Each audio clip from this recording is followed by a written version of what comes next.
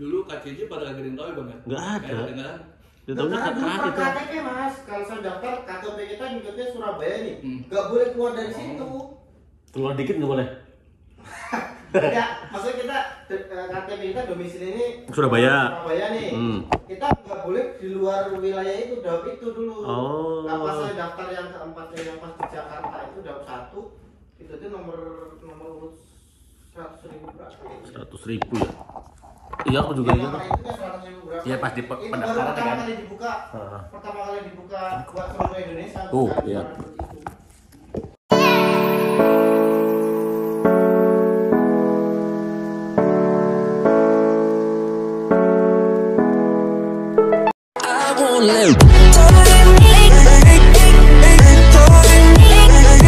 itu.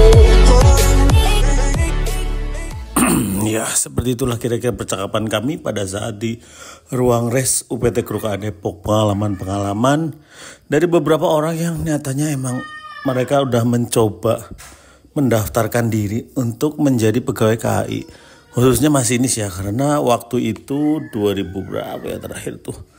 Gue lupa ingat ya. Oke. Jadi dulu tuh untuk rekrutmen sendiri kita memilih ada rekrutmen, misal nih ada loker masinis PPKA, kondektur, polsus. Jadi di situ nanti kita memilih kita masuk ke kualifikasi atau enggak.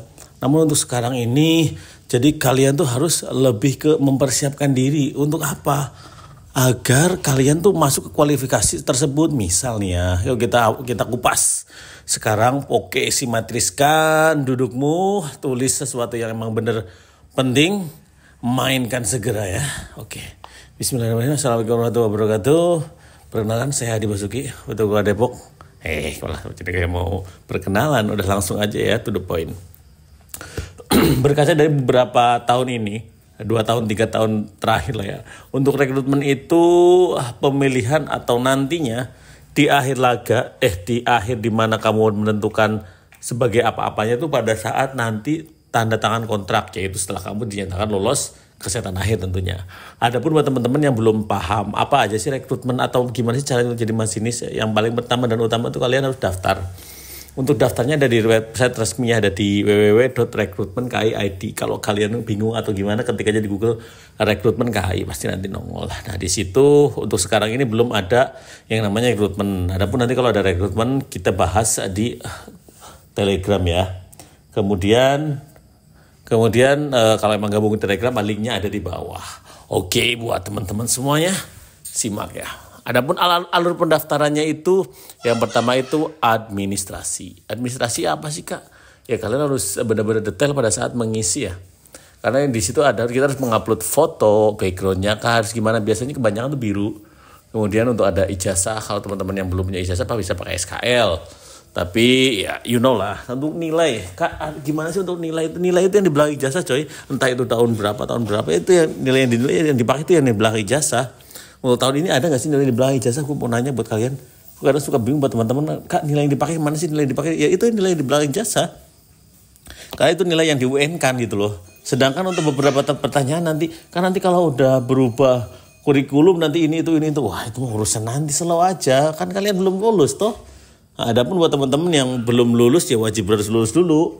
Kan kalau saya baru kelas 3 terus mau ujian ya belum bisa daftar dong.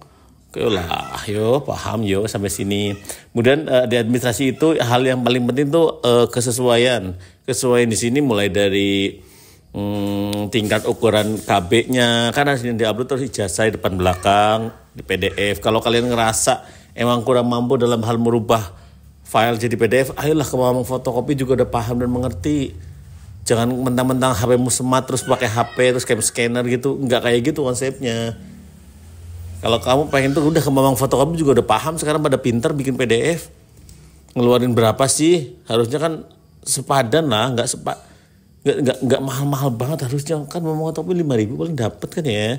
Kemudian untuk mengkompres data juga, kalau emang kamu ngerasa kemampuan kamu di bawah rata-rata ya udah sih tinggal kemampuan fotokopi. Nah, gue saran aja ya, pada saat lu mengupload sebuah file, mengupload sebuah data-data yang tujuannya untuk membuka akun, yang paling pertama jangan sampai lupa akunnya, passwordnya.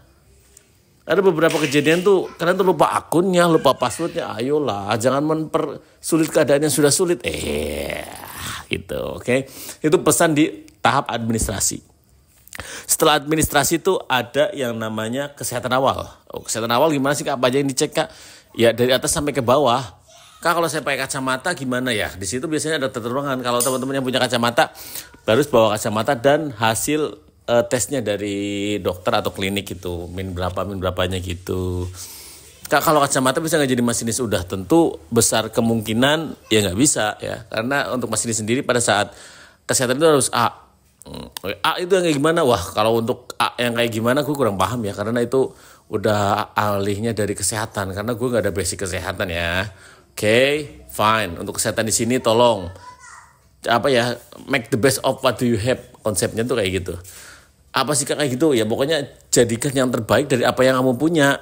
Kan kesehatan itu adalah bentuk representasi kamu selama ini kamu menjaga kesehatan kamu gimana sih, tinggi badan, gigi dan lain-lain tuh ya menurut gue sih itu hasil dari kamu menjaga kesehatan kamu selama ini, gaya hidup kamu, pola tidur kamu dan lain-lain ya.